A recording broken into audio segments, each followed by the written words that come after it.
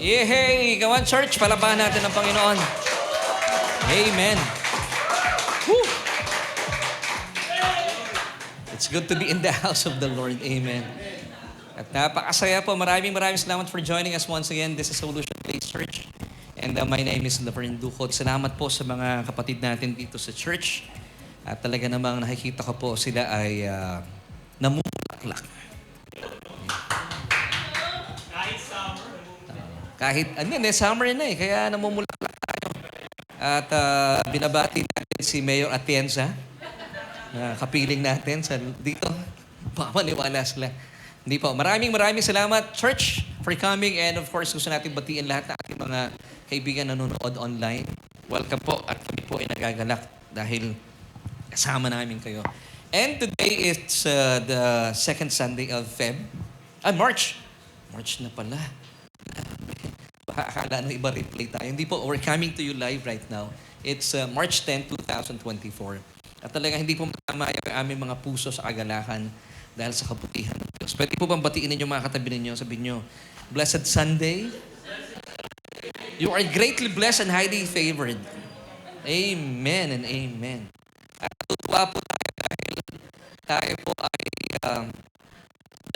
na para atin po gunitain ng mahal na araw. And of course, this coming March 28, that's Thursday. Alas 5 ng hapon, magkakaroon tayo ng special service po dito. So, we are inviting you, mga nanonood online, please join us. Kasi hindi po tayo online nun. On-site lang. Meron tayong special gawain po dito sa church.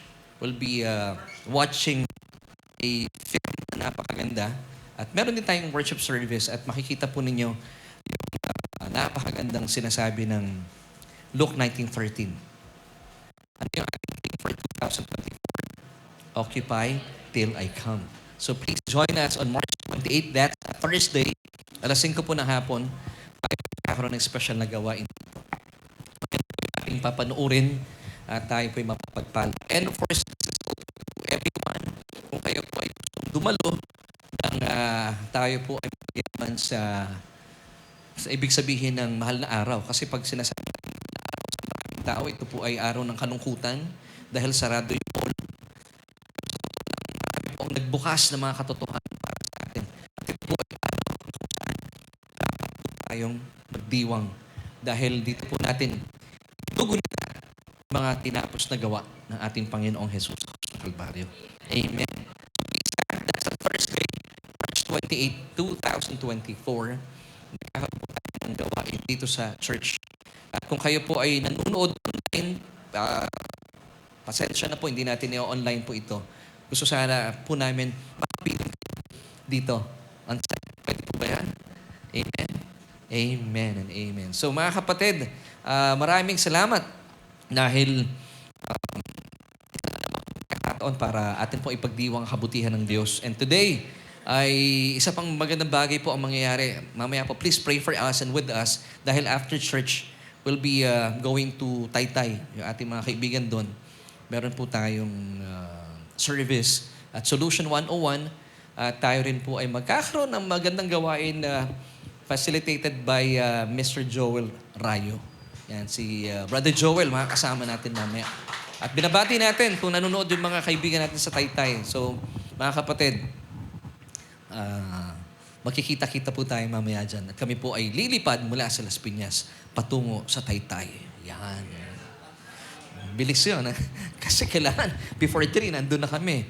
So mga kapatid, salamat po for once again for this opportunity sa Panginoon dahil napakasaya po talaga na tayo pinagsasama-sama sa banal na tahanan ng Diyos. Dahil narito po yung mga banal nating mga kapatiran. Amen? Naniniwala ba kayo na mga kapatid ninyo ay banal? Yes, tignan niyo po yung mga katabi ninyo. Mga banal po sila, mga santo. Amen and amen. At ngayon pong umaga pong ito ay pag-uusapan natin, pagpapatuloy natin ating mga tinalakay last Sunday na kung saan ay alam ko na mangha po kayo sa napakagandang pag-aaral na pinag-usapan natin. Naisin ng Diyos na tayo po'y lumago sa kanyang salita. Nang sa gayon, mapawi po anumang duda, kalituhan. Nang sa gayon, sabi nga po ni Apostol Pedro, managana po sa atin ang kanyang biyaya at ang kanyang kapayapaan. 2 Peter chapter 1, verse 2. Grace and peace be multiplied to you through the knowledge of God and of Jesus Christ our Lord. So the more po natin pinag-uusapan ang ating Panginoon, naunawaan po natin ang kanyang mga tinapos na gawa sa krus ng Kalbaryo, nananagana sa atin yung kanyang biyaya at kapayapaan.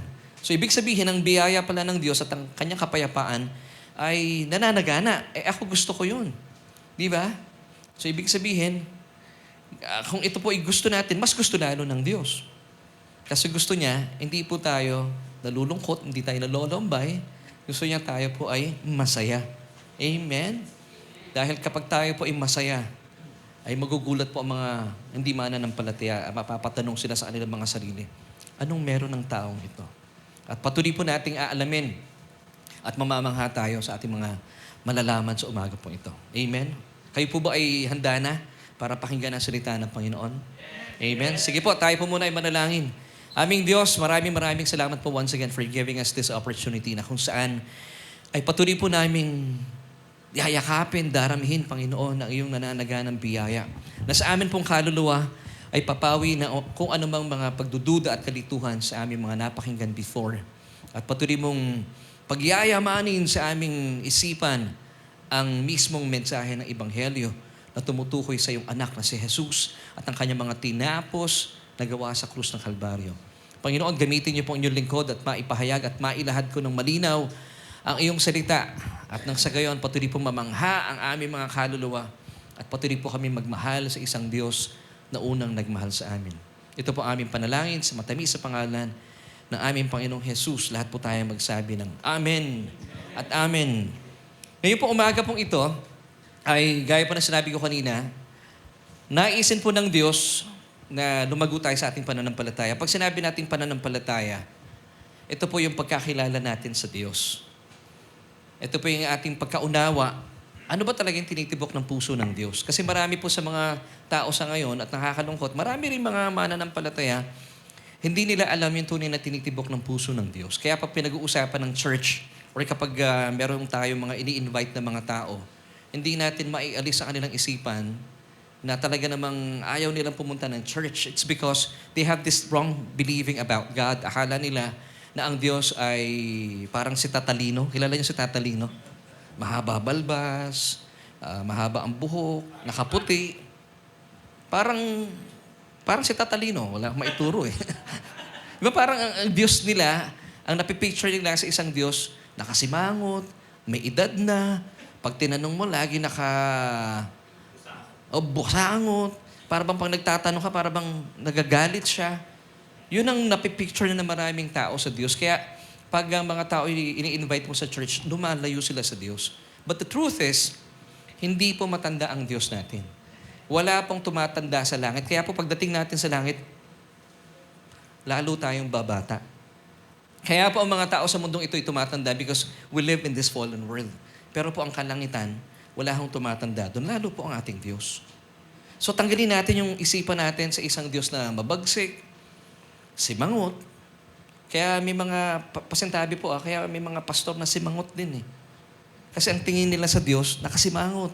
Tapos pag nagpipreach, galit na galit. Kasi nga ang thinking nila sa Diyos, galit din. Di ba? Pero kapag nagbago po yung ating pananaw sa Diyos, ang tawag po dito ay repentance or metanoia, change of mind. Nag-iiba rin po yung ating pagsasalita, yung ating pag-usal, pagsasalita yun, at pag-asal, yung ating kaisipan. Kasi pag tama po yung ating kaisipan, sumasabay yung ating asal, sumasabay yung ating mga bawat pag-usal. Pero kapag mali po yung ating pinapaniwalaan, lalo tigit sa ating konteksto ngayon sa Diyos, lalo tigit kung ikaw ay pastor, ang tingin mo sa Diyos ay mabagsik, laging galit. Di ganun din na ipoportray mo as a pastor. Ngayon yung mga tao natatakot sa Diyos. Ngayon, aalamin po natin sa araw pong ito, ano ba talaga ang tinitibok ng puso ng Diyos? Alam niyo po, para maunawaan natin ang Diyos, ibigay po niya ang kanyang bugtong na anak para maintindihan natin kung paano ba kumilos ang Diyos, paano ba siya kumalinga sa mga tao. Dahil sabi po ni Jesus in John chapter 10, I and the Father are one. So yung kilos po ng Panginoong Hesukristo, yun po mismo ang Diyos. Nagkakaisa sila. Amen. At naniniwala ako nung ang Panginoong Jesus po ay nasa ministeryo dito sa lupa. Kung bakit maraming tao po ang lumalapit sa Kanya dahil ang Panginoong Jesus hindi po suplado. Amen? Maraming tao sa ngayon and even mga believers, they think about God na suplado, para bang hindi ngumingiti. Kasi nasanay tayo sa Jesus of Nazareth, si Robert Powell ang gumanap ng panahon yun. Alam ko na panahon na namin ni Brother McCoy. Si Robert Powell hindi nag-smile. Ang ganda ng mata ni Robert Powell pero lagi siya nakasimangot. Tuloy, yun yung na-picture natin bilang Jesus. But the truth is, we have a happy God. Alam mo yung word na happy? Sa Greek, makarios. So ang Diyos natin ay masayahin. Hindi po siya simangot. Kaya walang dahilan para sumimangot po kayo. Isipin mo, ang tatay mo nakasmile eh. So ibig sabihin yung DNA niya nasa iyo. Pero minsan, hindi po ito nagmamanifest sa ating mga physical bodies because we have this wrong believing about God. And that's why you go to church para magkaroon tayo ng tinatawag na repentance. Metanoia. Change of mind. Sabi po ng Biblia in Romans chapter 12 verse 2, do not be conformed to this world. Ang kaisipan po ng mga tao sa mundo, merong Diyos from afar, napakalayo. Pero sabi ng talata, do not be conformed to this world. Ang Diyos po natin ay nasa ating mga puso, binamana ng palataya. But be transformed. How? By the renewing of your mind. Kailan po nangyayari yon? When you listen to the word of Christ. Now, bakit po tayo nakikinig ng salita ng Panginoon? That we may prove what is that good, acceptable, and the perfect will of God. So ngayong umaga pong ito, alamin natin kung ano po nilalaman ng puso ng Panginoon para managana po sa atin yung biyaya at ang kanyang kapayapaan. Sino po dito gusto ng kapayapaan? Amen. At ang biyaya nananagana. Alam niyo, nung araw pag ako po ay nawawala ng kapayapaan sa aking puso, ang manifestation, nagkakaroon ako ng allergy sa mukha. Oo, ganun ang manifestation. At nung araw, pag ako'y kumakain ng seafoods, talagang yun ang manifestation. Hindi na ako kumain ng seafood, pero nandun pa rin yung mga kati-kati sa aking mukha, allergies. At lumapit ako sa doktor. Sabi niya sa akin, stress lang yan. Sabi ko, Doc, paano ba mawawala yung stress? Ang ganda po na sinabi niya sa akin, huwag ka ma-stress. Sabi ko, salamat. Ang laking tulong ni Doc. And then, may binigay siya sa akin gamot. Pero, maliban doon, meron pa mas magandang gamot na binibigay ang Diyos sa atin. At ito pong gamot na ito ay walang bayad. Makilala po natin ang ating Panginoon Hesukristo at ating Diyos. At maintindihan natin ang tinitibok ng kanyang puso. And that's why today, pag-uusapan natin ang kanyang puso. At ang kanyang puso po ay tumutukoy sa kanyang pagmamahal. At ang kanyang pagmamahal ay tumutukoy sa kanyang bugtong na anak na si Kristo. Ang ating pong message for today is entitled, God's Love Does Amazing Things. So sino po yung God's love? Si Jesus Himself. So marami po siyang ginagawa. At marami na siyang ginawa at patuloy na ginagawa at mga gagawin pa in the future para po ma-appreciate natin talagang kamangha-mangha ang pagmamahal ng Diyos. At ang pagmamahal po ng Diyos walang iba ang ating Panginoon Hesukristo. For God so loved the world that He gave His only begotten Son, that whoever believes in Him should not perish but have everlasting life. So God's beloved is Jesus Himself. Amen. So magsimula po tayo sa isang question. And this is our question for today. Naniniwala ka ba na hindi lang kaya ng Panginoong Jesus na gumawa ng mabubuting bagay sa buhay mo? Kundi, gustong-gusto pa. Ulitin po natin. Naniniwala ka ba na hindi lang kaya ng Panginoong Jesus na gumawa ng mabubuting bagay sa buhay mo, kundi gustong-gusto pa? Maraming tao po sa ngayon, including sana some believers lang, they believe that God is so able to do miracles or amazing things, but the problem is, hindi sila naniniwalang willing ang Panginoon. So that's a problem. Ako rin po before, naniniwala ako ang Diyos ay makapangyarihan. Pero yung kapangyarihan ba niya gagamitin niya para sa aking pangangailangan, para sa aking karamdaman, para sa aking kalungkutan? Yun ang problema ng maraming tao. Kaya po napaka-importante po at napakalaki po ng responsibility namin mga pastor kung paano po namin ibibigay sa aming mga tupa. Kayo po yung tupa ng Diyos na ipinagkatiwala sa amin. Paano namin ipapakilala ng tunay ang Diyos nating sinasamba? Amen. At yun po yung layunin natin ngayong umagang ito. Amen. At alamin natin kung yung kakayahan ba ng Diyos ay kaya niyang ipakita sa atin na gusto niyang iparana sa atin ang mga bagay na magpapaluwag sa ating puso para maibsan po yung ating mga mabibigat na daladalahin. So once again, sa ating po mga kabubukas na kanilang Facebook, parang television tuloy, no? O, kalilipat lang sa ating Facebook Live. This is our question for today. Naniniwala ka ba na hindi lang kaya ng Panginoong Jesus na gumawa ng mabubuting bagay sa buhay mo, kundi gustong-gusto pa? Do you believe that God is not just able, but He's also willing? So, ito yung pag-uusapan natin. At ngayon pong araw pong ito, ay alamin natin, gaya na pinag-usapan natin last Sunday, kung kayo po'y sumunod sa ating mga tinalakay na si Jesus po, kung bakit po hindi na-appreciate ng mga disipulo yung kanyang pagkabuhay na maguli, it's because dalawang bagay, yung indictment ng Panginoong Jesus against the church. The first one is, marami mga tao sa church, mga believers, I believe, ligtas po sila. Pero they lack knowledge or sila po yung mga ignorante. Sabi ng Panginoon in Luke chapter 24 verse, I think 47, if I'm not mistaken. And then yung ikalawang indictment ng Panginoon Hesus Kristo against the church is because they have the knowledge but it's so hard for them to believe. Then, ano pong ginawa ng Panginoon? Yung mga pinag-usapan natin last Sunday, Bible study po ni Jesus, itong dalawang disipulo, on the way to Emmaus. Saan sila galing? Sa Jerusalem, which is a picture of the church. Nilisan po nila yung church, pumunta sila sa Emmaus. At dito po sila kinatagpo ng Panginoon para sila po'y umayos. Umayos ang kanilang kaisipan patungkol sa Panginoon. At nag-Bible study po siya. And then, habang bina-Bible study po ni Jesus, ang dalawang disipulong ito, starting from the book of Moses and all the prophets, He expounded to them in all the scriptures the things concerning Himself. Hindi po the things concerning Moses, hindi po the things concerning Elijah or Elisha or David. No, the things concerning Himself, because that's the gospel. From Genesis until Revelation, it speaks only of one message, Jesus. Kaya po, muli sabi ni Jesus sa kanila, Bible study po sila. Hindi sila sinukuan ng Panginoon. Itong dalawang taong ito, mga disipulo, mga matetes, mga talmidim. Kaya po sila umalis sa church, Jerusalem. Kasi nagkakagulo yung mga kapatiran doon, tuwang-tuwa, nabuhay na maguli ang Panginoon. Pero itong dalawang disipulong ito, hindi sila makapaniwala. Why? Once again, bakit sila so depressed at pumunta na lang sila, lumayo sila sa church, pumunta sila sa Emmaus. This was a 7-mile journey.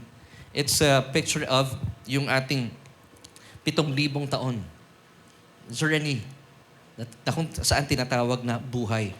So habang sila po'y naglalakad, Bible study sila ng Panginoon, and Jesus expounded to them in all the scriptures the things concerning Himself. So pinakilala niya kung sino siya. And then pagka dating po nila on the 7th mile, nung nandun sila sa Emmaus, they ended up taking the Lord's Supper. Nabuksan na po yung isipan nila. Si Jesus pala yung kasama nila. At makalipas noon, biglang nawala ang Panginoong Jesus. Sila po'y nagkaroon ng lakas. Sabi na, kaya pala nag-uumapaw yung alab na kanilang puso dahil ang Panginoong Hesus Kristo ang nag-Bible study sa kanila. And then, meron silang lakas. Bumalik sila sa church. So, ito po ang pakay ng Diyos para sa atin. Aabutin ka niya. Kahit ayaw mo pumunta sa church, aabutin ka niya. Pero later on, kapag nabuksan ka sa kapahayagan ng mensahe ng Ebanghelyo, babalik ka talaga sa church. Amen. So today, aalamin po natin kung ano po yung mga bagay na in-expound ng Panginoon Hesus Kristo sa lumang tipan. Di ba? Si Jesus po ay, nung panahon niya, wala namang New Testament eh. Old Testament pa lang. And once again, He expounded to them in all the scriptures. Pag sinabing scriptures doon, yung Old Testament, starting from the book of Moses and all the prophets, expounded to them in all the scriptures the things concerning Himself. So ngayon po, alamin natin ano yung mga passages sa lumang tipan na makikita natin kung ano po yung ginawang pagkalinga ng Panginoon Hesus Kristo sa kanyang kapanahunan at sa ating kapanahunan ngayon at magpakailanman. Sa Old Testament, meron pong isang aklat dito, mga bilang o numbers. Meron pong ipinag-uutos ang Diyos kay Moises in Numbers chapter 5, verses 1, 2, and 3, na ang sino man, mapalalaki, mapababae, ang may tinataglay na hindi kagandahang bagay sa kanilang katawan, ay marapat lamang na sila po'y ilayo sa camp o sa kampamento. Bakit? Dahil sila po bilang marurumi, maari makahawa silang sa mga malilinis sa loob ng camp. Remember yung sila po ay pinalaya ng Panginoon mula sa Ehipto. Habang naglalakad sila patungo sa Promised Land, nagkampo ang Diyos kasama nila sa wilderness. And then, meron po ipinag-utos ang Diyos because these people, itong mga Hudyo, they were under the old law-keeping covenant. So meron po ipinag-utos ang Diyos kay Moises na kinakailangan po nilang isagawa. Basahin po natin in Numbers chapter 5, verses 1 through 3. And the Lord spoke to Moses saying, command the children of Israel. So kanino po itong commandment na to? It's for the children of Israel because the old law-keeping covenant was given exclusively to the Jewish people. That they put out of the camp every leper, everyone who has a discharge, and whoever becomes defiled by a corpse. So ito po, isa-isayin natin. May mga ketong. Yung isa naman inaagasan ng dugo. At yung ikatlo, sila mga nakahipo sa patay. Tuloy po natin, verse 3. You shall put out both male and female. You shall put them outside the camp that they may not defile their camps in the midst of which I dwell. So bakit po kaya? Anong pakay ng Diyos? Muli po, alamin natin sino-sino itong mga taong ito. Male and female that should be put outside the camp. Silang may mga ketong every leper who has a discharge, dinurugo. O siguro ito yung tinatawag ng mga kababaihan na may mga buwa ng dalaw. Isipin mo sa panahong yun, ha? Sila po itinuturing na marumi. And of course, defiled by a corpse. Sila mga nakahipo sa patay. Ako rin naman sa panahon ngayon, hindi ako hihipo sa patay. Sino dito humihipo sa patay? So sila po ay pinapalabas ng Diyos bilang utos ng Diyos sa kanyang bayang pinili ang mga Israelita. Why? Ang reason, kasi sila po mga marurumi, kapag sila po'y kasama ng mga malilinis, maari pong marumihan yung mga malilinis. At ayaw po ng Diyos na may marumi sa kanyang kampamento or sa kanyang camp. Basahin po natin ang verse 3 once again ng Numbers chapter 5. You shall put out both male and female, you shall put them outside the camp, that they may not defile their camps in the midst of which I dwell. FYI mga kapatid, habang nagkakampo ang mga Israelita in those days, kasama po nila ang Panginoon noong mga panahong yon. Kaya po ang sabi ng Diyos, since ang Diyos po ay banal, hindi pwedeng makasama niya sa loob ng kampamento itong mga taong ito. May ketong, inaagasan ng dugo, at mga nakahipo sa patay. So once again, mapalalaki ka man o babae, ilalabas ka ayon sa kautusan. Nang sa gayon, hindi po sila makahawa ng mga malilinis. Sa ilalim po ng lumang kasunduan ng kautusan, ang mga marurumi, kapag humawak sa malinis, yung mga malinis po nagiging marumi. At yung mga malinis, kapag napahawak naman sa marumi, ito masakit. Bagaman sila po yung malinis, nagiging marumi sila. Ganon po katindi ang pagiging marumi. Grabe, ano? So talagang, pag ikaw ay, imagine niyo po ito, kung kayo po ay, halimbawa, part po tayo ng camp na ito, nandun tayo sa loob ng camp, tapos nakita natin sa labas, si Tita Lorna, wala sa loob. So, maaring siya ay may ketong, inaagasan ng dugo, or nakahipo sa patay. Nararamdaman na natin discrimination, ano? So, anong pakiramdam mo pag ikaw ay nasa labas ng camp? Feeling mo, nako, parang pinag-uusapan ako sa loob. Hindi ako karapat-dapat sa harapan ng Diyos. Now, tingnan po natin sa mga kasaysayan na ibibigay ko po sa inyo na mainam po na maintindihan natin, ano ba itong mga pagsasalarawan na ibinibigay sa atin ng mga may ketong, inaagasan ng dugo, at itong mga nakahipo sa patay. Ano po yung types nito? Ano yung pagsasalarawan ng lumang kasunduan, ng lumang tipan para po maintindihan natin. Kasi po ang lumang tipan, ito po ay binabalik-balikan natin bilang mga tupos, bilang mga types, bilang mga admonition para matuto po tayo. At mai-apply natin sa buhay natin sa kasalukuyan. Sin and its typology. Ano po ang sinasalarawan ng leper o leprosy? It's sin acquired by birth. Ito po yung kasalanan na nakamit natin because of Adam's sin. Lahat po ng tao ay pinanganak na makasalanan because of Adam's sin. So ito po ay innate, inborn, inherent. Wala kang magagawa. Lahat ng tao ay ipinanganak na makasalanan. Romans chapter 5, verse 12. So that's leprosy. Discharge, sin by acquisition. Nakuha mo ito. Na-acquire mo. So that's sin by acquisition, yung discharge. And number 3, defiled by a corpse. This is sin by association. Kasi nakikisalamuha ka, nakikibarkada ka kay ganyan, kay ganon, kaya nakamit mo yung kasalanan ito. So ito po yung mga kasalanan, mga karamdaman, and it's typology. Now, tingnan po natin, ano ba ang ginawa ng Panginoon sa mga bagay na ito? Ito mga kinamumuhian ng Diyos na at itinuturing niya mga marurumi, paano kinalingan ng ating Panginoon Hesukristo pagdating sa kanyang kapanahunan. At dalayan ko po na makita natin that really God's love does amazing things. Makita po natin, nanatili ba ang Diyos sa lumang kasunduan or the old law-keeping covenant? O siya ba ay gumawa ng bagong kasunduan sa pamagitan ng ating Panginoong Hesukristo? Wow! Praise God. So once again, tatalakayin po natin itong tatlong mga taong ito na may ketong, inagasan ng dugo, at mga namatay o nakahipo sa patay. Paano ito kinalingan ng Panginoon sa ating kapanahunan? Meron pong isang tagpo sa Biblia in Matthew chapter 8 verses 1, 2, 3 na kung saan may typology rin po dito. Pag sinabing typology, pagsasalarawan, ipinapakita dito kung ano yung mga ginawa ng ating Panginoong Hesukristo at nasaan tayo sa kasaysayang ito. Amen. So basahin po natin. Dito tayo sa verse 1 ng Matthew chapter 8. When Jesus had come down from the mountain. Yung pong mountain dito, it's a picture of heaven. Di po ba bumaba ang Panginoong Jesus mula sa langit? Hinubad niya ang kanyang pagka-Diyos para abutin po tayo at ang kinin ng ating mga kasalanan. Then, great multitudes followed Him. So, imagine niyo po, ito po yung Sermon on the Mount. Halimbawa, kayo po yung multitudes. Pagkatapos po niyang nagbigay po ng kanyang Sermon on the Mount, siya po ay tumungo dito. Nandito po yung leper sa likod. And then, pagkatalikod niya, pagbaba niyang ganon, mula sa bundok, sumunod po yung maraming mga tao. Ang delikado po dito, under the old law-keeping covenant, pag naabutan po ng mga tao yung leper dito sa likod ng Panginoon, at nakita po nila, patuloy lang namasdan na may ketong, legal po na pwedeng saktan at pagbabutihin hanggang sa mamatay itong taong ito. Under the law.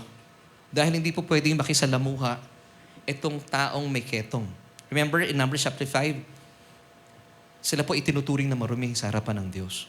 Pero ang ginawa po ng Panginoon, bago pa nakaakyat yung multitudes, pinagaling nilinis na po niya itong may ketong na ito. Galing, ano? So, nung nakita ng mga taong ito, yung taong may ketong, kani-kanina lang, wala na siyang ketong. So, hindi na siya sinaktan. So, pwede na siya makisalamuha sa maraming tao. And mind you, mga kapatid, under the old law-keeping covenant, wala pong Israelita na gumaling o luminis mula sa ketong. Ito po yung kauna-unahan. Amen. So, tingnan po natin istorya. Let's read this time, verse 2. And behold, a leper came and worshipped Jesus, saying, Lord, if you are willing, you can make me clean. Verse 3. Then Jesus put out his hand and touched him, saying, I am willing, be cleansed. Immediately, his leprosy was cleansed. So mula po sa mga tagpong ito, nakita natin may ketong. Under the old law-keeping covenant, pag may ketong, pinapalabas ng camp. Discriminated. Bawal makihalubilo. Hindi po sila pwedeng lumabas ng bahay. And even yung mga anak nila siguro, no, pag may ketong gusto silang yakapin ng mga anak nila, hindi pwede. Huwag kang lumapit. Kasi itinuturing po silang marumi. Ang hirap no? Halimbawa, isipin mo ikaw yung may ketong, tapos yung pamilya mo hindi makalapit sa'yo. For the longest time, gusto mo yakapin yung anak mo, hindi mo magawa. Pero, at ang isang bagay, kung kayo po ay nasa ilalim ng lumang kasunduan, nasa labas ka pa ng bahay. Hindi mo na makayakap yung pamilya mo, nasa labas ka pa ng bahay. Pero dito, ano pong ginawa ng Panginoon sa kanya? Wow, may love po kayo. Talaga naman. So, buti na lamang po, bumaba po ang Panginoong Jesus mula sa bundok. Bumaba po siya yung bundok po dito, it's a type of heaven. At kinatagpo po itong may ketong. Sino yung may ketong? It's a type of us. Diba? Yung ketong leprosy, it's sin acquired by birth. Nakamit po natin ang kasalanan dahil po sa kasalanan ni Adan.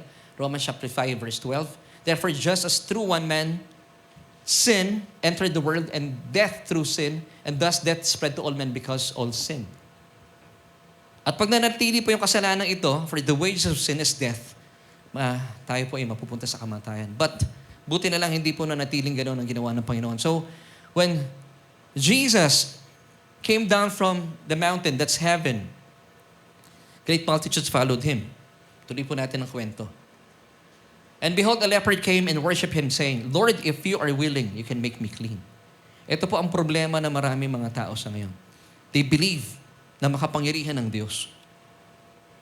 Maraming tao naniniwala, makapangyarihan ng Diyos. Kahit sinong tanungin mo, makapangyarihan ng Diyos. But the thing is, ano po yung duda niya? Lord, if you are willing. Lord, willing ka ba? Lord, kung gugustuhin mo, kaya mo akong pagalingin. So walang problema sa Kanya, yung kakayahan ng Diyos na pagalingin siya. Marami po sa ating gano'n, di ba? Lord, alam ko makapangyarihan ka. Ibalato mo na lang sa akin to. Ganun lagi yung mga prayers natin, di ba? Lord!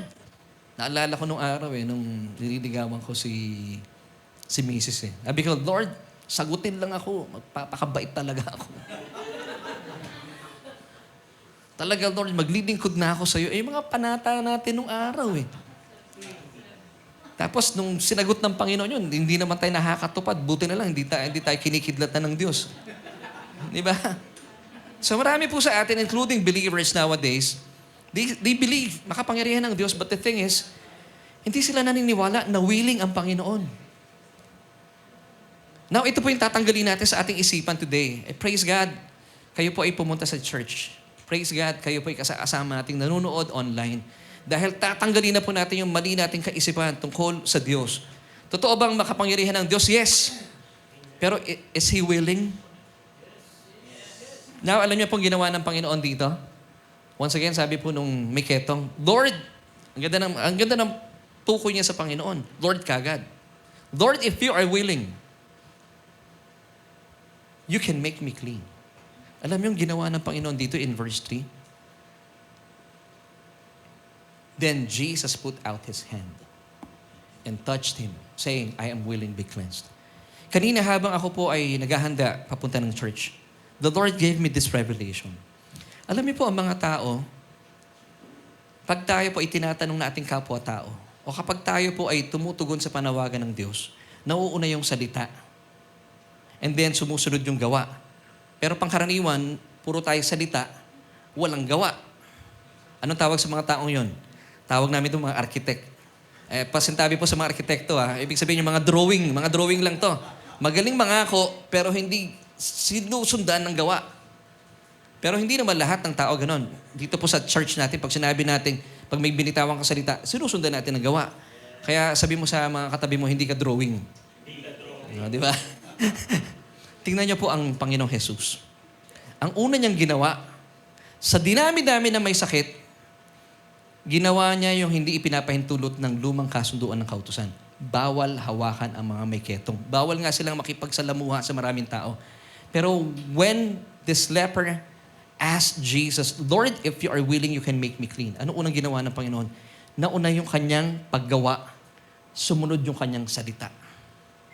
Sa panahon po natin sa ngayon, pag may hinihingi kayo sa Panginoon, you have to believe na it's already provided for you. At ito po ay tinatayuan ng Panginoon sa kanyang salita. Saan po nakasulat ang kanyang salita? Sa Biblia. So, ibig sabihin, mga kapatid, whenever you pray to God, wag po kayo nagmamakaawa. Ito po yung ginagawa kong illustration. Halimbawa po, Sister Jackie, makita mo yung mga anak ko, si Aves at saka si Arian. Nagkita-kita tayo sa restaurant. At nagmamakaawa sila, Daddy, please, extra rice. Anong magkakaroon ng isipan nyo sa tatay ng mga anak ko? Mukhang si Laverne, mukhang kuripot sa mga anak niya. Maraming mga mananampalataya, ganun mag-pray sa Panginoon, Lord, please, kahit ito lang, ibalatan nyo sa akin. Pag narinig po tayo ng mga unbelievers, mananatili sila unbelievers because magkakaroon sila ng idea, grabe, hindi pa umiyak itong Kristiyanong ito, hindi pa pakinggan ng Diyos. Alam niyo po ba, hindi nyo kailangan umiyak sa Diyos. Umiiyak tayo because of joy and gladness. Noong araw po kami mag-asawa, pag nagpipray kami, parang feeling ko, pag kailangan may pumatak na luha para maawa sa akin si Lord. Oo, hindi, luha mo na bro. Maninigas yan nas mamaya muta na yan Sabi ko, Lord, di ba, meron pa tayong paniniwala noong araw, kakalampagin natin ang pintuan ng langit. Mga kapatid, pag kinakalampag po niyo ang pintuan ng langit, nasa labas kayo ng langit. Wala tayo sa labas ng langit, nasa langit tayo. Kaya po, tanggalin natin sa isipan natin yon because, once again, when the leper asked Jesus, Lord, if you are willing, I believe nagmamakaawa siya, you can make me clean. Ano ginawa ng Panginoon? He touched him. Hindi mo na siya nagsalita. Ginawa niya, hinawakan niya. Ano ibig sabihin nun? Sinasabi niya, hindi kayo nahawakan ng pamilya mo. Ako hahawakan kita because I am willing. And then, sabi pa ng Panginoon, be cleansed. So mga kapatid, ano man po inyong mga pangangailangan? May kailangan kayo sa kapirahan? The Lord already provided for you. Believe that He is not just able, but He is willing to provide for you. Meron po kayong sakit? The Lord has given you yung healing. Nandiyan na yan. Receive it, mga kapatid. Alam niyo kung paano natin susundan yung gawa ng Panginoon? Kaya nga po, finished work on the cross. Finished. Past tense. Ibig sabihin, may ginawa na si Lord. Hindi pa nag-pray tayo, may gagawin si Lord. Hindi po, may ginawa na si Lord. You just have to believe it. Sumang-ayon tayo. You just have to be in agreement with His Word. So ano pong nauna? Yung kanyang paggawa and then yung kanyang salita. See? Yan po yung revelation sa akin kanina umaga. Ang tao pangkaraniwan, salita muna and then may kasamang gawa. Pero ang Panginoong Jesus hindi po. Ginawa na niya 2,000 taon na nakakalipas. At ito po ay sinusundan niya na kanyang salita, nakasulat sa kanyang banal na salita. So kapag tayo po humingi sa Panginoon, Lord, kailangan ko po ito. Lord, give me this revelation. He already provided it for you. All you have to do, believe it and then receive it. Wow! So pag nagpipray tayo sa ngayon, anong ginagawa natin? Nagpapasalamat na po tayo. Hindi tayo nagmamakaawa sa Diyos. Lord, please. Please, Lord. Gusto kong batiin si Nanay Linda Magadia. Nay, I believe you're watching right now. Pumunta po kami sa Batangas kasama si Ate Amel last Wednesday. And thank you also kay Sister Maylene, kila Brother Jerome. Talagang kami po ay mainit na tinanggap sa kanilang tahanan. And ito rin po sinabi ko kay Nanay Linda. I believe siya po ay pinagaling na ng Panginoon. Sabi ko, Nay, pa nagpipray po kayo, huwag kayong magmakaawa. Di ba pangkaraniwan ang prayer natin, Panginoon, pagalingin niyo na po ako. As if ang Diyos ang nagbigay sa atin ng karamdaman. Hindi po pwedeng magbigay ng karamdaman ng Diyos. Alam niyo ang kailangan natin gawin? Utusan mo yung katawan mo na may sakit. Believing na yung healing po binigay na ng Panginoon sa atin. And you have to be in agreement with the Word of God. Kaya nga po, in the Old Testament, Isaiah 53 verse 5, by His stripes you are healed. Or, hindi pa nangyayari yung cross. Then after the cross, 2 Peter chapter 2 verse 24, by His stripes you were healed. Past tense na. Because your healing was already given 2,000 years ago. Kaya po ang ating posture, hindi na tayo nagmamakaawa sa Diyos, but pwede po kayong iyak ng kagalakan, hindi iyak ng pagmamakaawa. Ito po ang buhay ng mga mananampalataya. At balikan niyo po yung mga nakalipas na pangyayari sa inyong buhay, pinabayaan ba kayo ng Panginoon? Hindi. Amen. So balikan niyo po yun, hindi tayo pinabayaan ng Panginoon. Now, sa tingin ko, kaya lang po hindi natin matamasa itong nananaga ng biyaya sa atin ng Panginoon. It's because we have this wrong believing about God. So simula ngayon, maniwala po kayo, is not just able, but also He's willing to provide you. Actually, He already provided you the healing, yung provision po ninyo sa inyong mga buhay. Amen? Do you believe it? Then say amen. Mga kapatid natin, nanonood online, pakilagay po sa ating comment section. Amen and amen. So, ang ganda ng ginawa ng Panginoon dito sa taong may ketong na ito. Sa ilalim ng lumang kasunduan ng kautusan, sila po ay itinataboy papalabas ng kampamento. Dahil yun po ang mataas na panuntunan ng kautusan. Pero buti na lang, bumaba po ang Panginoong Hesukristo. At isinagawa po sa krus ng Kalbaryo ang bagong kasunduan ng purong biyaya na kung saan, kung sino man po ang may ketong na lumapit sa Kanya, tiyak po Kanyang hahawakan. At tinitiyak po ng Panginoon, kalooban niya na ikaw ay luminis mula sa iyong karamdaman. So kung kayo po ay nagpipray sa ngayon, sinasabi niyo sa Panginoon, Lord, kung kalooban mo, pagagalingin mo ko, kalooban po ng Diyos sa pagagalingin kayo. Lord, marahil nagpipray kayo, Lord, kung kalooban niyo, makakagraduate ako, kalooban po ng Panginoon, makakagraduate ka. Amen. Di ba? Ganun po ang Panginoon natin. So ito po yung puso ng Panginoon sa bawat isa po sa atin. Lord, kalooban mo ba magkaroon ako ng love life? Kalooban ng Panginoon yan. Amen. O, ba't kayo bigla natatawa? Amen? Oh, amen. Yung hindi po kayang gawin ng kautusan, kayang-kaya at gustong-gustong gawin ng purong biyaya ng Panginoon. Now, kailan po na-establish yung grace? After the cross. Amen? Galing, ano? So, ito po yung kwento ng taong may ketong. Dito naman tayo sa inaagasan ng dugo. Sa kautusan po, pinapalabas po, ito rin inaagasan ng dugong ito. Naku, napaka-discriminating naman po nito para po sa mga kababaihan na sila po ay lumabas at ilabas mula sa camp ng kanyang mga kababayan. Now, in Mark chapter 5, meron po magandang ginawa ang Panginoon at kinalinga itong babaeng dinurugo for how long? For 12 years. Yung pong 12 years is a typology of one generation.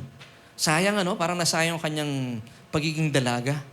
12 taon, dinurugo. Kung pwede lang, i-donate yung dugong yung kay Miss Rosa Rosal. Sana pinagkapirahan pa niya. Pero wala na rin yata si Miss Rosa Rosal, no? Sino na ba ngayon si Senator Dick Gordon? Ang dami nun, bro, sayang, oh. Pwede sa Red Cross, kaya lang marumi. So basahin po natin yung kwento at alamin natin paano kinatagpo ng Panginoong Jesus itong babaeng inaagasan ng dugo. Mark chapter 5 verse 25 onwards. Now a certain woman had a flow of blood for 12 years and had suffered many things from many physicians. Ito nakakalungkot. For 12 years siya po ay inaagasan ng dugo. Isipin nyo, gaano nakaraming dugong umagas dito. At kapag kayo po inaagasan ng dugo, agas po ito, hindi tulo. Ako nga, pag meron nabutasan lang dito, may tumutulong dugo, nanlalambot na ako eh. Ito, agas pa eh. So, ibig sabihin, marami, no? For 12 years. So, itong babae ito, isipin nyo, nanghihina po siya. Dugo eh. Di ba? Isipin mo, dugo. Eh, ako nga lang, makakita ng dugo, nanlalambot na eh. Alam mo yun, nahihilo ka na. Pero ito po, imagine niyo po, every time you read the Bible, imagine po natin kung anong istorya. At ito pong babae ito ay nakisalamuha, nakihalubilo sa maraming tao kasi sumusunod po sila kay Jesus this time. So, she had spent all that she had and was no better but rather grew worse. Meron siyang pera, nagamit niya po. Iba-ibang physicians, iba-ibang doktor. Pumunta na ng St. Luke's, ng Las Piñas Doctors, ng Perpetual. Pero iba-ibang doctors po yung kanyang nilapitan. I believe mga eksperto po ito. At ang masakit dito, yung kanyang mga naipon, naubos pa. At ang kanyang karamdaman, kung dati po ang sirit o yung agas ng dugo ay 5 kilometers per hour, siguro tumu-20 na to. Grew worse sabi. So lumalakas. Imagine niyo, nanghihina po siya na nanghihina. So, hindi maganda po ang kanyang kalagayan. For 12 years, mga kapatid. Buti na lang, hindi po siya namatay. Now, verse 27, when she heard about Jesus, she came behind him in the crowd and touched his garment. Now, this is pretty powerful. When she heard about Jesus, kung gumaling po itong babaeng ito, dapat ito rin po yung napapakinggan natin about Jesus. Marami pong tao sa ngayon, maraming Christians, hindi po nararanasan ng kagalingan because I believe they haven't heard about Jesus. So kung ano po yung napakinggan nila tungkol kay Jesus, dapat po mapakinggan natin. Maybe ito pong babaeng ito, nakabalita na may mga binging na pinagaling ang Panginoon. Nakarinig yung kanilang mga tenga. May mga bulag na binigyan ng paningin ng ating Panginoon. Nabalitaan niya po ito. At nakikibalita siya. Di ba pag may mga sakit tayo nung araw, inaalam natin kung sinong Dr. Kwek-Kwek ang nagpapagaling sa lugar na iyon. Nung araw may pinupuntahan kami ng nanay ko sa Guadalupe. Nakakulong siya nun, may hawak na, nag-iiba yung tuloy. Pinuntahan namin talaga yun. At saka naalala ko po, ewan ko, mga kasiidaran ko, pinuntahan din po namin ng mami ko. Alam niyo yung may kukunin dito sa tiyan ko, ano-ano lumalabas. Nakakita ako ng ganun. Pati pansit ko lumalabas dito eh. Sabi ko, bilib na bilib ako nung araw. Pinupuntahan namin ng mami ko yon. Kasi yung mami ko, nanonood lagi ng mga health shows nung araw, pero health shows nga, pero naging conscious ka na lagi kang may sakit. Pag nakapanood siya ng ganyan, na may tinatala kayong doktor, sabi niya, parang may ganyan din akong sakit. Para lahat na lang na sakit meron siya. Pupuntahan namin yung mga kung sino man nagpapagaling na yon. Tapos talaga nakikita ko, gagawin nung, hindi naman albularyo yung tawag doon nung araw eh. Mga espiritista, yun. Gaganunin nila yung tiyan, may lumalabas na pako. Di ba? It's true. Nakita ko pako. Hinihintay ko na lang, baka may martilyo rin sa loob. Kasi nga, sa sobrang gusto mong gumaling, nakikibalita ka talaga. And as far as Laguna, may pinuntahan kami para gumaling ka lang. And I believe ito yun po ang nangyari sa babaeng ito. Now, yung babae pong ito sa kwento, Hudyo. Now, sabi nung talata in verse 27 ng Mark chapter 5, when she heard about Jesus, so I believe, hindi po niya napakinggan yung kautusan because as a Jew, alam na niya ang kautusan. At bilang isang Hudyo, bilang isang babaeng Hudyo, alam niya na siya ay inaagasan. So bawal siya makihalubilo sa maraming tao. This could cost her life. Alam niya naku po, pag siya ay nakihalubilo sa maraming tao at umaagas yung dugo, umaagas daw So ibig sabihin yung mga katabi niya, ano yan? Pula. Yaks! Gumagano siguro yung mga katabi.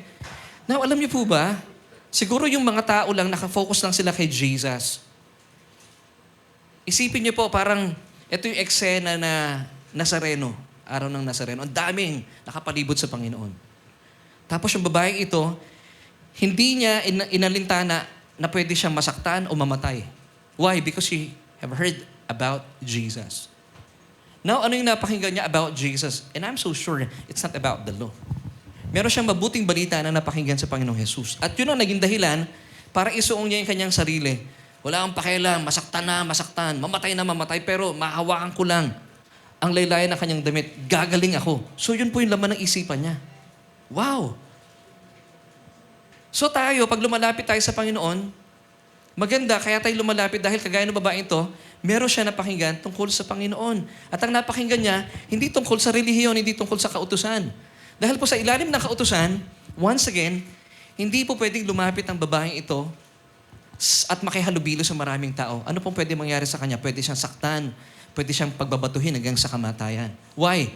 Because Hudyo siya At ito po ang ipinapanukala at itong panuntunan ng kautusan.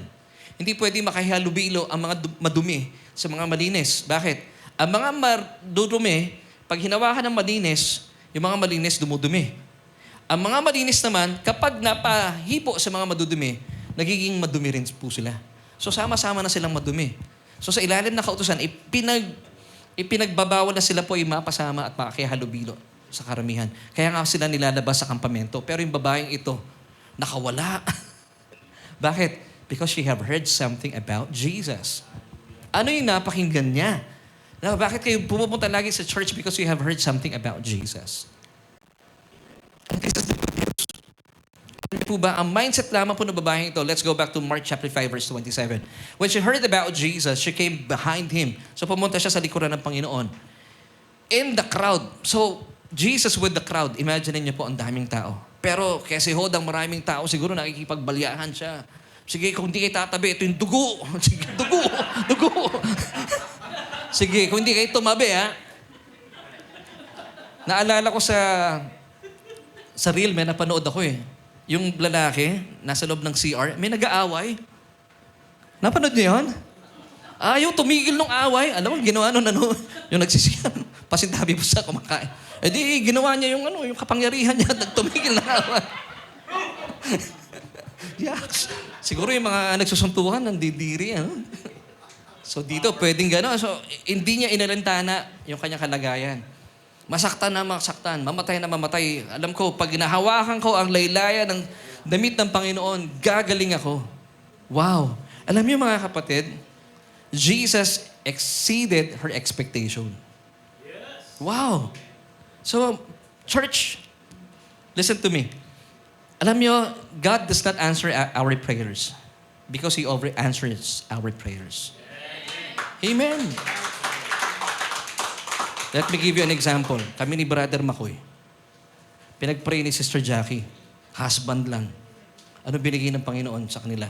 Ni Mrs. Parehas tayo, bro. Hunk. Now unto Him who is able to do exceedingly abundantly above all that we ask or think, according to the power that works in us. Di ba? Exceedingly. Amen, church. When you pray for something, minsan akala natin, mukhang hindi sinagot ng Panginoon yung panalangin ko. But the truth is, hinigitan pa niya yung ating expectation. Believe that. Believe that. Kasi, pangkaraniwan sabi natin, parang hindi ito yung pinagpipray ko eh. Pero, in the long run, marirealize mo, kaya pala itong ginawa ng Panginoon because He exceeded my expectation. Amen, mga kapatid. Balik-balikan po at palapahan natin ng Panginoon. Okay. Dito na tayo sa babaeng inaagasan. Once again, ano po sabi ng Ephesians 3:20? Now to Him who is able to do exceedingly, abundantly above all that we ask or think. Ito po yung asking natin, ito yung thinking natin, lumalagpas po doon ang panalangin ng Panginoon. God does not answer your prayers, but He over-answers your prayers. Hindi man ito umaakma sa unang tingin sa iyong mga ipinalangin, pero believe it, mas maganda po ang pakay ng Diyos para sa inyo. Amen and amen.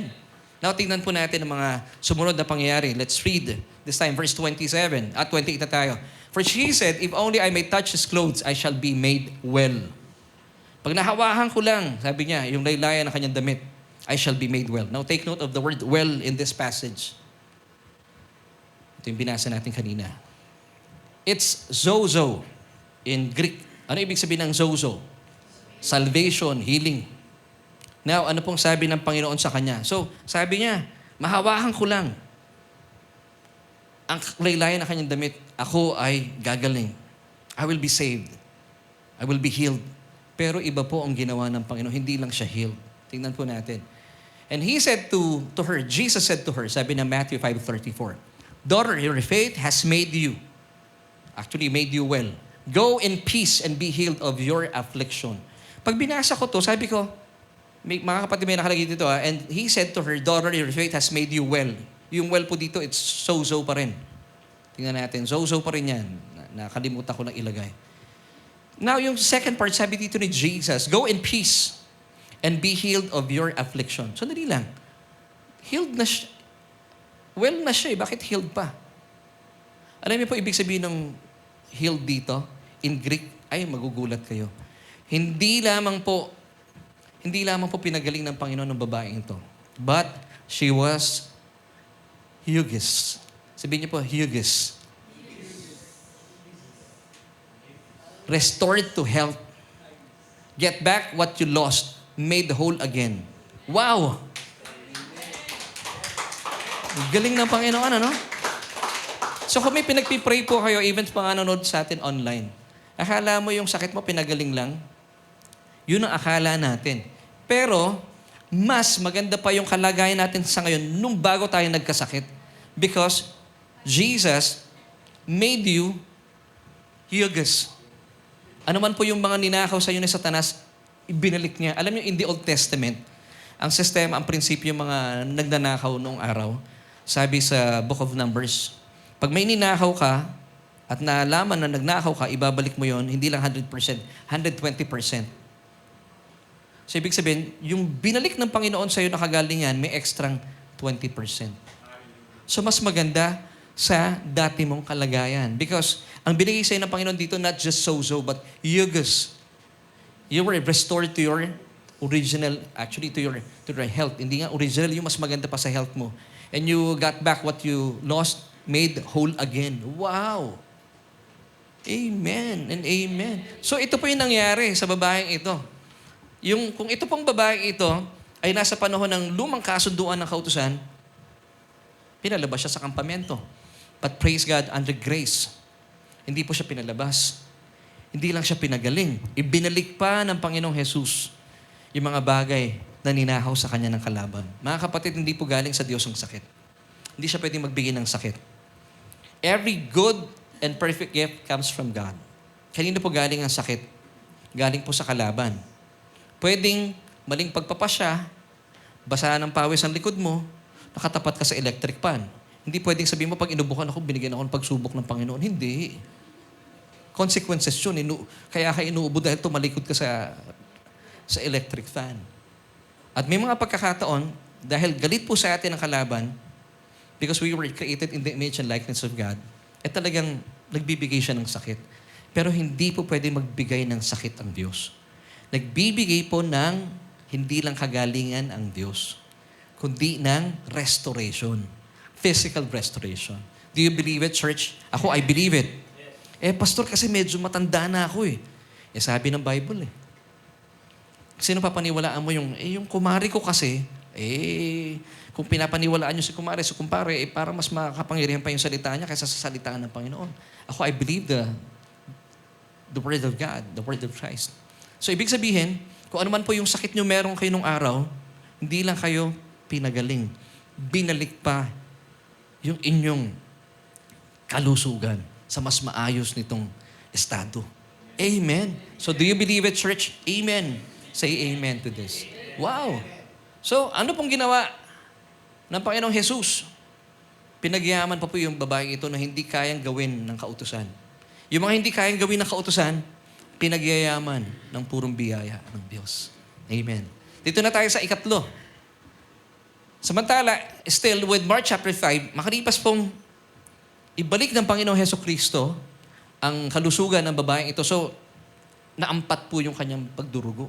Siguro nakita na lang nila ron, no? Sabi ng mga tao, napakarami. Uy, pwedeng dinuguan to. Mga kapatid, kayo rin. Daming ulam. And then, inimbitahan po ang Panginoong Hesukristo dito ni Jairus. Kilala niyo si Jairus. Meron siyang anak na may sakit. So, nagbigay po ng panahon dito ang Panginoon.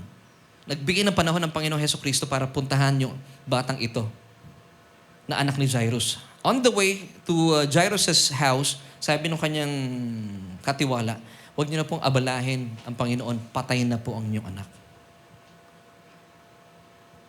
Siyempre, siguro, nag-iiyak lalo si Jairus, pero sabi ng Panginoon, tutuloy tayo. Huwag kang mabagabag. Amen. At nung dumating po sila doon sa bahay ni Jairus, nag-iiyakan yung mga tao doon.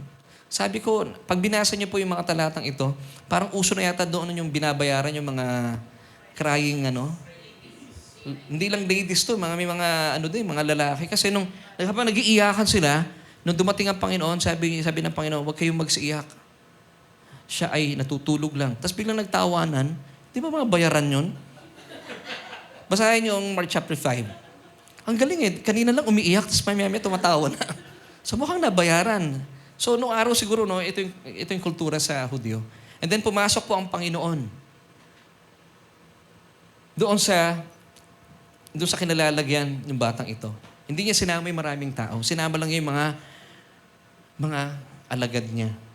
So, kung kayo po ay, alam mo yun, napakaganda pong kapahayagan dito. Kung meron kayong mga challenge na kinakaharap sa buhay, huwag kayong magsama ng mga taong magpapabagsak ng puso ninyo. Isama nyo lang yung mga kaalyado ninyo sa loob. Ganoon po ang ginawa ng Panginoon. Yung mga hindi naniniwala sa Kanya, nanatili sa labas. Sinama niya yung mga alagad sa loob. Nagkakaisa po sila. And then, tingnan po natin ang kasaysayan. Mark chapter 5. Dito na po tayo. Verses 41 onwards. Then, he took the child by the hand. Ito na naman. Sa ilalim ng kautusan, bawal po hawakan ang patay.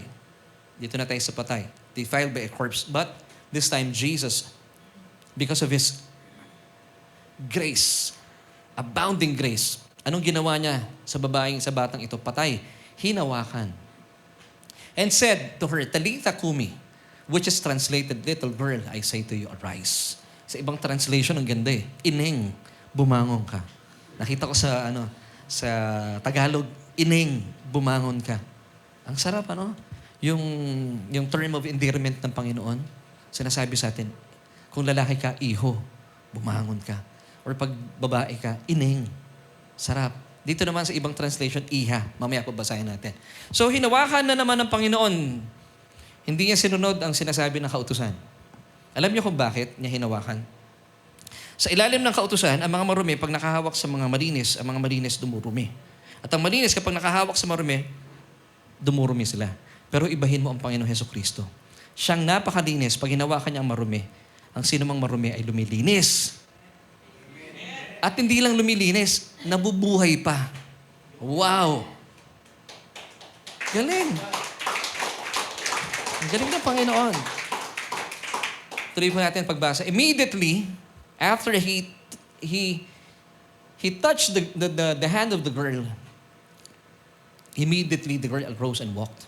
For she was 12 years of age, and they were overcome with great amazement. So ano pong ginawa ng Panginoong Hesukristo dito? Pag hinawakan niya ang sino mang patay, hindi lang lumilinis, kasi po ang mga patay considered, sa lumang kasunduan. Bawal nga hawakan, marumi. Pero dito ang ginawa ng Panginoon. Talaga naman, nag-uumapaw sa biyaya. Ang hindi kayang gawin ng kautusan, pinapagyaman ng biyaya. Hindi lang luminis ang batang ito, nabuhay pa. Mga kapatid, ang maganda rito, the more you listen to the word of Christ, sa tingin nyo, namamatay na po yung pandinig ninyo. Parang hindi ko na masyado marinig si pastor. Maniwala po kayo. Bubuhayin ng Panginoon ang inyong mga tainga. Narinig niyo po ako? Ha?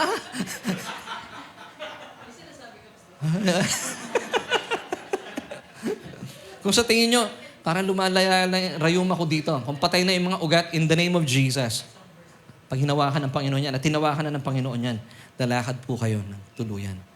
This is faith, mga kapatid. Alam niyo before, kaya po yung mga karamdaman hindi nagmamanifest po ang kagalingan is because we lack faith. Now yung faith po, dumarating upon hearing and hearing the word of Christ. And this is the word of Christ, not just the word of God. Remember the word of God? Rematos Teo, di ba? May kasamang kautusan po yun. But you have to listen to you have to hear the word of Christ, Rematos Christo. Pag sinabi natin Rematos Christo, it's all about grace, no condemnation. And the more po napapakinggan natin ng mga katotohanan ito, napapaisip ka, Lord, kung ginawa mo nung araw dito sa batang ito, and since you are the same yesterday, today, and forever, mararanasan ko rin po ito sa aking buhay. Yun din pong pinangahawakan ko. Kaya sabi ko, Panginoon, even though ako ay papunta na ng 53 this coming July, naniniwala ko in the name of Jesus, ako po ay iedad ng malakas. Depende po yun sa pananampalataya natin. Kaya po ito importante talaga. Kung ginawa ng Panginoon ito nung araw, mangyayari pa rin ba ito sa ngayon? Yes. Naniniwala ba kayo makapangyarihan ng Diyos? Amen. Hindi lang siya makapangyarihan. Hindi lang niya kayang pagalingin ka. Gustong-gusto pa. At actually, binigay na niya lahat sa atin. Amen. So let's go back to verse 42. Immediately the girl rose and walked. Bumangon at naglakad, for she was 12 years of age, and they were overcome with grace, with great amazement. Wow! Hinawakan ni Jesus ang kamay ng bata at sinabi, Talita Kumi. Sabi ng verse 41 ng Mark chapter 5. Nang ibig sabihin, Ineng, bumangon ka. Bakit ko nilagay sa Tagalog? Kasi po gusto ng Panginoon, hindi tayo nahihiga sa sitwasyon. Tayo po yung nakatayo sa sitwasyon. We are above every circumstances. Hindi tayo binabaon. Kasi maraming mga tao sa ngayon, kapag sila po ay nadi-discourage, hindi na sila makatayo dahil nanlulupaypay sila sa buhay. Pero mga kapatid, this is good news for us. Wala pong buhay na nakahiga. Lahat ng buhay, bumabangon, tumatayo. Tayo yon. Amen? Amen? Galing, ano? Okay. Praise God. Now, let's go back to our question. Bilang pagtatapos, naniniwala ka ba na hindi lang kaya ng Panginoong Jesus na gumawa ng mabubuting bagay sa buhay mo, kundi gusto pa? Wow. Sino po dito naniniwala na hindi lang po kaya ng Diyos na gumawa ng mabuting bagay para sa Kanya, kundi gusto pa? Yes. Amen. Totoo po ito, mga kapatid. Kaya po, di ba kagaya po ng pangako kanina, dalayan ko na magkaroon tayo ng change of mind, metanoia. This is repentance. Yun po ibig sabihin, repentance. In Greek, metanoia. Nagpapalit tayo ng isipan. Before tayo nagsimula kanina, ang thinking natin marahil, even yung mga nanonood sa atin online, oo nga, Pastor, makapangyarihan ang Diyos, pero hindi ako sure kung willing siyang pagalingin ako. Well, I pray, mga kapatid, gaya pa na pinag-usapan natin kanina pa, kung yung lalaking may ketong sa ilalim ng kautusan, yung mga inaagasan at nakahipo sa patay, pinapalabas po sila sa kampamento. Pero ang Panginoon po, hinihigitan pa ng kanyang biyaya yung kanilang pangailangan. Yung may ketong, nilinis. At ang maganda dito, mga kapatid, quick review. May ginawa na po ang Panginoon because once again, the leper asked Jesus, if you are willing, Lord, you can make me clean. Ano pong tugon niya? Marahil ito po ang tanong ninyo sa Panginoon. Lord, if you are willing, you can make me clean. Ang unang ginawa ng Panginoon sa iyo, hinawakan kanya. Ibig sabihin, may ginawa na siya sa krus ng Kalbaryo. Now you have to agree with this word. And then he said, I am willing, be cleansed. Then immediately, his leprosy was cleansed. So mga kapatid, in the name of Jesus, ano man po mga pangangailangan po ninyo, provision, kagalingan, receive it in Jesus' name. Ano man pong pangangailangan natin sa buhay, receive it in Jesus' name. Gagamit po ang Diyos ng daluyan. Pero ang katotohanan, matagal na po niya ibinigay ito sa atin. Yung pong inaagasan ng dugo, hindi lang siya pinagaling. Ibinalik pa ang kanyang kalusugan. Ito pong anak ni Jairus, napatay na. Hinawakan ng Panginoon. Hindi lang lumilinis, mga kapatid. Ang hinahawakan ng Panginoon, binubuhay pa niya. So ano man po mga namatay na pag-asa sa inyong mga puso sa ngayon, panghawakan po natin, binuhay na ng Panginoon po yan. So to answer the question, naniniwala ka ba na hindi lang kaya ng Panginoong Jesus na gumawa ng mabubuting bagay sa buhay mo kundi gusto pa? Yes. Hindi lang niya kaya, gustong-gusto pa. At pinatunayan na po niya ito sa krus ng Kalbaryo. And as we end, this is our solution for today. God does not just answer our prayers. He always exceeds our expectations. Amen. Lagi pong ganun ang mindset natin. Sige pa, palakpakan natin ng Panginoon. Lord, sabihin mo kung may pangangailangan man. Ang sino man po sa atin na on-site, online, you have to believe this. Una, lagyan natin sa isipan natin, God, through Jesus Christ, already provided your need, your healing. All you have to do, just have to believe it, and then receive it, and then say thank you. Ulitin ko po Una sa lahat, magkaroon tayo ng metanoia, change of mind. Hindi sa binibigay ng Diyos kapag nagpipray ka. Hindi po. Matagal na pong binigay ng Diyos ang inyong pangangailangan, whether it's healing or provision. Now, you have to believe this. Binigay na po niya ito at naisa katuparan na 2,000 years ago upon the death of Christ on the cross. Kaya nga po doon nakatingin na ating mga mata kay Jesus and His finished work on the cross. So, He already provided you healing and provision. Now, ano po ang posture natin? You just have to believe it. And this is faith. Believe that Jesus is not just able, but He is also willing to provide you yung need mo. Binigay na nga Then you believe it, and then you receive it by saying, thank you, Lord. Thank you, Lord. Nasa akin na po ang kagalingan. Thank you, Lord. I'm the healed of God. Thank you, Lord. Pinagyaman mo na ako. Now tayo po'y pinagyaman ng Panginoon not to be greedy. God made us prosperous to be with a purpose. Amen. So tayo po'y gagamitin ng Panginoon to advance the kingdom of God. Amen. Di po ba napakabuti ng Panginoon? So when you pray this time, mga kapatid, wag po kayo nagmamakaawa sa Diyos. Sabihin mo sa Diyos lahat ng iyong nararamdaman, wala pong problema. But thank Him in advance because He already provided you your healing and even your provision. Amen. Now, one last verse, Ephesians 3:20. Now to Him who is able, amen, is Jesus able? Yes, and He is also willing to do exceedingly abundantly above all that we ask or think. Sinasabi mo pa lang, iniisip mo pa lang, ibinigay na po yan sa iyo ng Diyos. According to the power that works in us. What is this power? The resurrection power of Christ. Hindi po nanatiling patay ang Panginoon. He was resurrected after 3 days. So ibig sabihin, kaya siya nabuhay, buhay na buhay sa atin ang kanyang mga pangako. If you're asking Jesus, Lord, if you are willing, you can make me clean. Lord, if you are willing, you could provide for me. Ang sabi ng Panginoon, I am willing.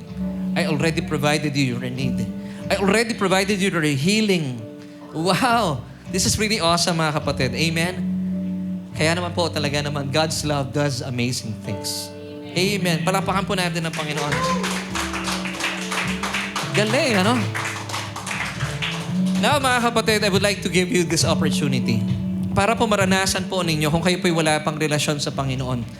Hindi po ninyo talaga mararanasan ang nananaganang pag-ibig ng Panginoon. Well, nararanasan po natin yung mga mabubuting bagay. Talaga pong laan ng Diyos yan sa mga taong wala pang relasyon sa Kanya. Pero, kung gusto nyo maranasan yung mga sakdal na bagay, nakalaan po ito sa mga anak ng Diyos. Pastor, gusto ko maging anak ng Diyos. All you have to do, pray this prayer with me. Sabi po in Romans 10 verse 9, simple lang ang gagawin nyo po. Kung ipapahayag ng inyong mga labi na si Jesus ang inyong Panginoon at tagapagligtas at maniniwala sa inyong mga puso na siya ay nabuhay mula sa kamatayan, ikaw ay maliligtas. So all you have to do, just pray this prayer with me. Sabayan niyo po ako sa ating pananalangin. Na bukas ang ating puso. Let's pray. Sabihin mo ito, kaibigan. O Diyos, kinikilala ko ang aking sarili. Walang kakayahan para iligtas ang aking buhay. Kaya naman, Jesus, simula po sa oras na ito, tinatanggap kita bilang aking Panginoon at sariling tagapagligtas. Dahil naniniwala po ako, doon sa krus ng Kalbaryo, inangkin mo ang kasalanan ko. Ikaw ay namatay at makalipas sa 3 araw, nabuhay mula sa kamatayan. Ibig sabihin, inaangkin mo na at itinuturing mo na akong matuwid sa iyong harapan. Salamat po, Ama, sa kaligtasan na iyong kaloob. Salamat din po na ako'y ligtas na magpawalang hanggan. Amen at amen. Kaibigan, kung kayo po'y sumabay sa panalangin ito, manampalataya po kayo po ay ligtas na. Amen. Sige po, tayo po muna itumayo at habang inaawit po natin awitin ito, awitin po natin mula sa ating mga puso. Church, pasalamatan natin ang Panginoon natin na sobrang napakabuti. Thank you for the nail-pierced hands. Thank you for the nail-pierced hands. Oh, amen, Jesus. Wash me in your cleansing flow. Now all I know, your forgiveness and embrace. Worthy is the Lamb. Worthy is the Lamb. Seated on the throne. Seated on the throne. Crown you now with many crowns. With many crowns, you reign victorious, victorious, high and lifted up, high and lifted up. Jesus, Son of God, Jesus, Son of God, the darling of heaven, crucified. Worthy is the Lamb. Worthy is the Lamb. Worthy is the Lamb. Worthy is the Lamb. Worthy is the Lamb. Worthy is the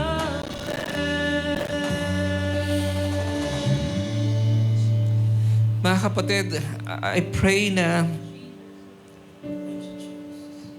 hinipo po ng Panginoon ang ating mga puso.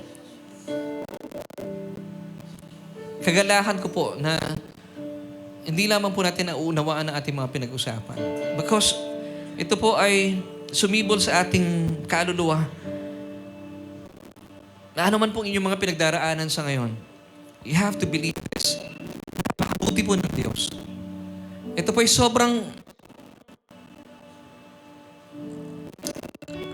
bagay na dapat nating pinaniniwalaan at tinatayo dahil kapag tayo po ay nananatili sa ating maling kaisipan patungkol sa Diyos, hindi po natin mararanasan ang tunay at kasaya.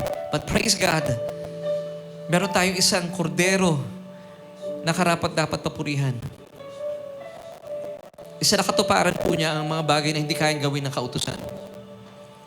Kaya ano man pong inyong mga pinagdaraanan sa ngayon, mga kaibigan natin, mga kapatid natin online, alalahanin po natin, paniwalaan natin, pero tayo isang Diyos na napakabuti. He wants the best for you. Kahit po tayo nandito sa mundong ito, nararanasan natin ang samot-saring problema, pero God wants you to enjoy life. He already provided healing and your provision. Kaya po napaka-importante na tayo po ay nakikinig ng salita ng Panginoon because His Word is life. Ito rin po ang kanyang salita ay tubig na lininis sa ating mga maling kaisipan. At nagpapasalamat tayo sa ngayon. Napapalitan na po yung ating mga pagdududa. Nakikita natin na sobrang buti ng Diyos at naisin ng Diyos ang pinakamabuti para sa atin. Once again, kapatid, kung kayo po ay may karamdaman, maniwala po kayo. Hindi lamang po kagalingan ang pinrovide ng Panginoon. Nirestore pa niya ang iyong kalusugan. Kung ano man po yung mga bagay na namatay na sa inyo, marahil pag-asa, kagalakan, hinahawakan ka ng Panginoon.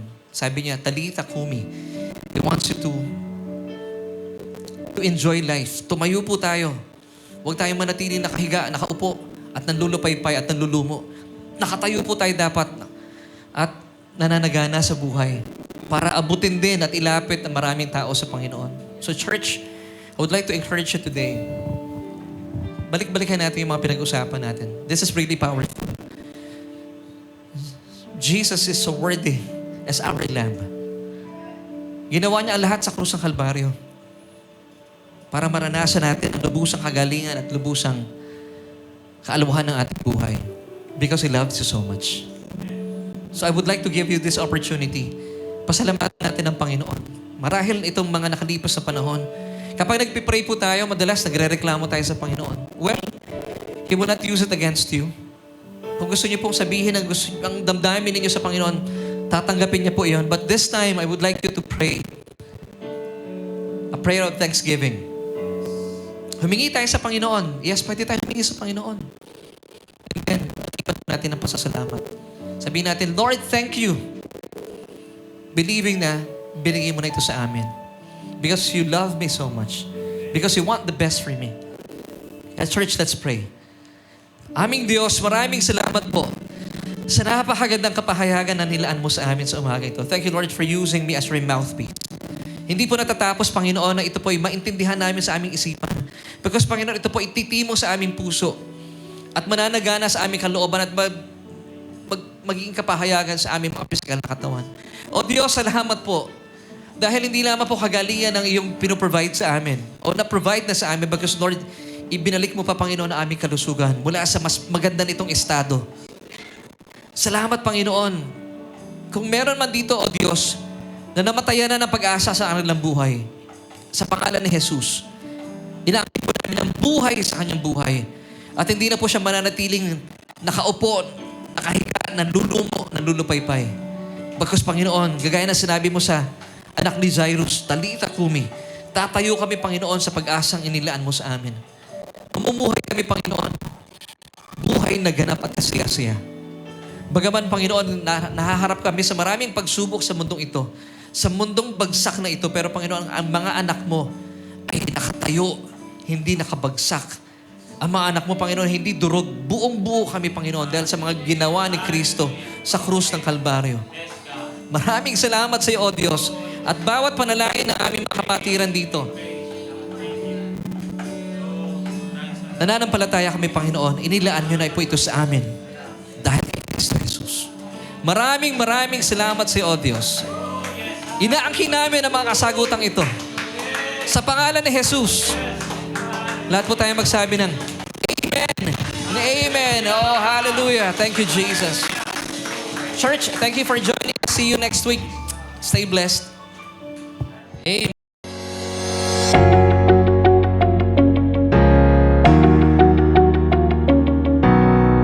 Amen. We thank you, Lord, for a fresh revelation. I learned a lot today. How about you?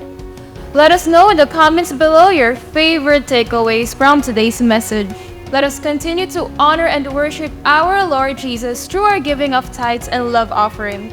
But let me remind you that your tithes belong to your home church. And if you are new and you consider Soul Ocean Grace Church as your home church now, here are the ways on how you can give your tithes and love offering. You can see it here on screen on how you can give. You can get our account number, or if you're outside the Philippines, you can scan the QR code of our bank account. Thank you for being a faithful tither and a generous giver. As we prepare to give to the Lord, let's lift our phones and I will pray for you. Heavenly Father, we thank you that we can give to you. In this form of giving our tithes and offering, we honor and worship you. We believe that this is not about us, but you alone. And I declare blessing and favors on us today and in the coming days and weeks. In Jesus' mighty name, Amen. Thank you for joining us today on our Sunday online worship celebration. My name is Bettina, and we hope to see you next week. Keep this in mind. You are greatly blessed, highly favored, and deeply loved by God.